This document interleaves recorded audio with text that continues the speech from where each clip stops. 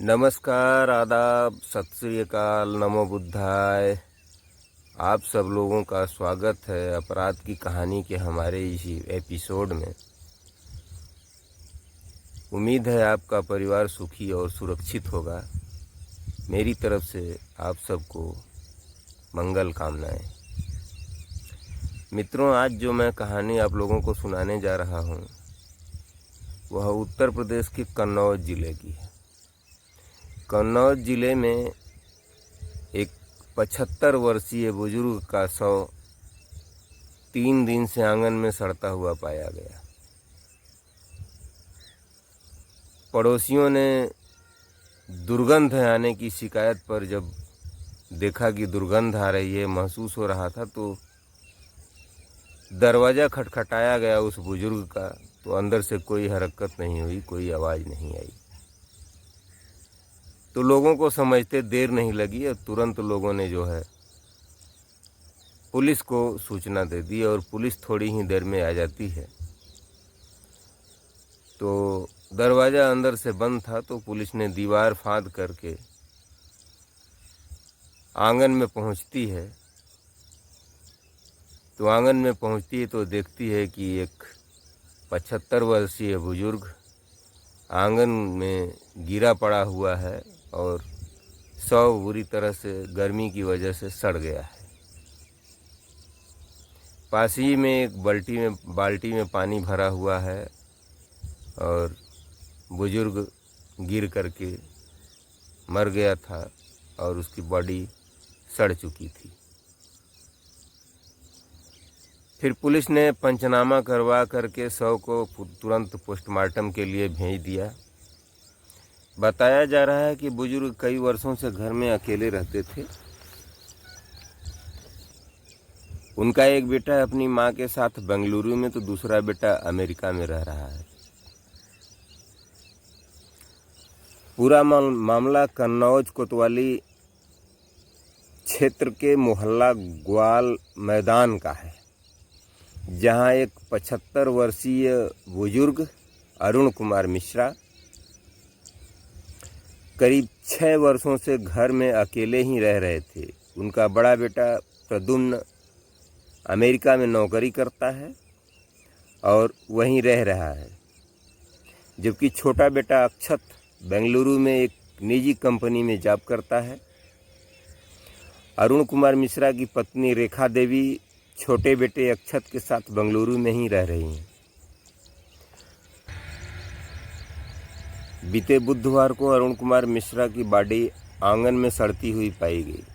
इस बात की जानकारी तब हुई जब पड़ोस में रहने वाले उनके भतीजे पवन मिश्रा को बदबू आने की शंका हुई, तो वह अरुण कुमार मिश्रा का दरवाज़ा खटखटाने लगे, लेकिन अंदर से कोई आवाज़ नहीं आई। फिर उन्होंने पुलिस को सूचना दे दी और पुलिस दीवार फांद कर अंदर गई, तो आंगन में बुजुर्ग अरुण मिश्रा की डेड बॉडी पड़ी हुई थी। मित्रों, जैसे ही पुलिस को यह सब देखने को मिला, तो पुलिस ने तुरंत जो है पंचनामा भरवा करके बॉडी को पोस्टमार्टम के लिए भेज दिया और पुलिस ने अरुण कुमार मिश्रा के भतीजे से लड़कों का नंबर लिया और लड़कों को सूचना भेज दी गई और लड़के फिर आ रहे होंगे या जब आए होंगे। लेकिन दुर्भाग्य की बात यह है कि आज हर इंसान यही चाहता है कि हमारे बेटे पढ़ लिख करके बड़े से बड़े ओहदे पर चले जाएं और अच्छी से अच्छी नौकरी करें। एक पिता का अपने बच्चों के लिए यह पुराना सपना होता है। लगभग हर पिता यही सोचता है। और जब लड़के सफल हो जाते हैं तो स्थिति ये बनती है कि जो माता पिता होते हैं ये कुल मिलाकर के कूड़े के ढेर हो जाते हैं। इनकी कोई आवश्यकता नहीं रह जाती इनके जीवन में, इसलिए कि ये तो इनका फ़र्ज़ था, इन बुज़ुर्गों का फ़र्ज़ था जो इन्होंने किया, बच्चों को पढ़ाया लिखाया, ऊंचे ओहदों पर पहुंचाया और बुज़ुर्गों की देखभाल या जीवन यापन कैसे होगा, कभी कोई खोज खबर तक नहीं लेता, कोई फ़ोन तक नहीं करता। निर्लज्ज बन करके अगर पिता फ़ोन करता है तो भी बेटा फ़ोन रिसीव नहीं करता है।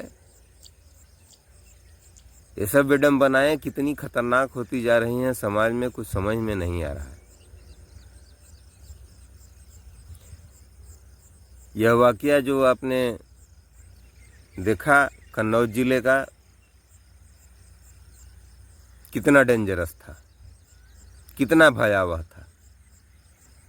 धन संपत्ति शिक्षा सबके लिए जो है वहीं बुजुर्ग कितना मेहनत किया होगा, किस तरह से बच्चों को पढ़ा लिखा करके एक अमेरिका में चला गया और एक बंगलुरु में जॉब कर रहा है।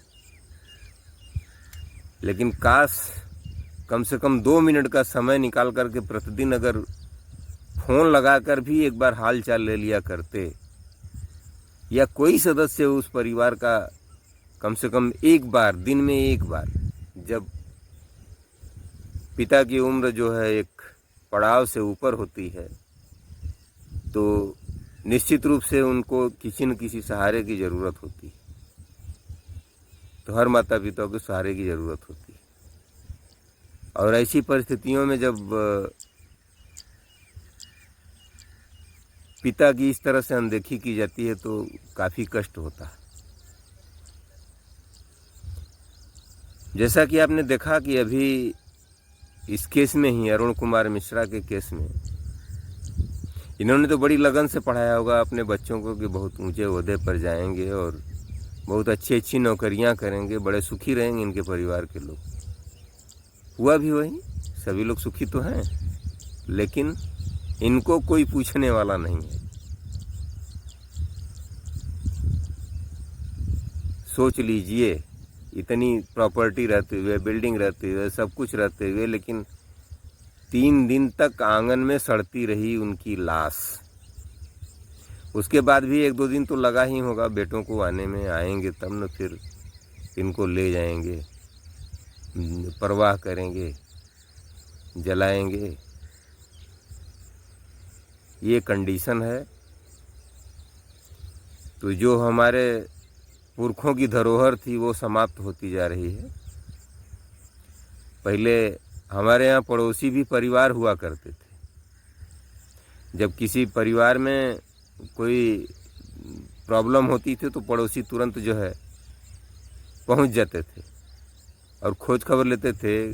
कोई बीमार होता था, कोई एक्सीडेंट होता था, कोई भी समस्या होती थी, या कोई विषैला जानवर काट लेता था तो तुरंत जो है सभी लोग मिलजुल करके उनको हॉस्पिटल पहुंचाने का काम करते थे। आज तो स्थिति ये है कि बगल में कोई मर गया है कि जी गया है, किसी को कुछ पता नहीं है। जैसा कि आपने देखा ही, 3 दिन से आंगन में लाश सड़ रही थी। भतीजे को 3 दिन के बाद दुर्गंध आने पर पता लगा। उसके पहले या तो उनके संबंध अच्छे नहीं रहे होंगे, या क्या हो गया कि लोग जो है एक दूसरे से जुड़े ही नहीं रह गए।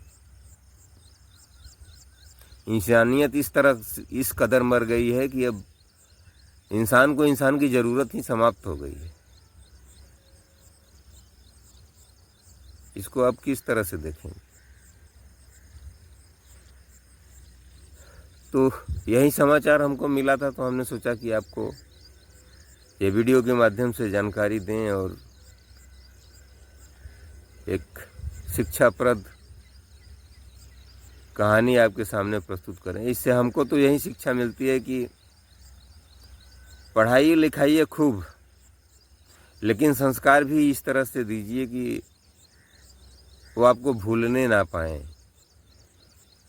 लेकिन दुर्भाग्य है कि दूसरे घर से आई हुई बहुएं, जिनको कि प्रॉपर्टी तो चाहिए, धन तो चाहिए सबको, चाहे बेटे हों या बहुएं हों, सबको धन चाहिए, लेकिन जिसने धन को इकट्ठा किया है, बनाया है या संवारा है, पूरे गृहस्थी को पढ़ाया लिखाया, जीवन को संवारा, वो तो कोई चीज़ नहीं है। वो एक कहावत है हमारे यहाँ की, गोईठा में घी सुखाने से क्या होगा। मतलब एक उपले में अगर घी डाल दिया जाए तो उसमें डालने से कोई फ़ायदा नहीं होगा। तो ये जो बुजुर्ग हैं परिवार के, ये सब अब उपले हो गए हैं, सूखे उपले हो गए हैं, इनकी कोई आवश्यकता नहीं है परिवार में। अगर आवश्यकता होती तो ये बेटे ज़रूर याद करते, लेकिन ऐसा कुछ हो नहीं रहा है। बहुत दुखद है। उम्मीद है आप लोग भी शिक्षा लेंगे कि बच्चों में इस तरह का संस्कार ज़रूर हो कि कम से कम जो है बुजुर्गों का पूरा ध्यान रखें और समाज को एक कड़ी में जोड़कर रखने का प्रयास करें।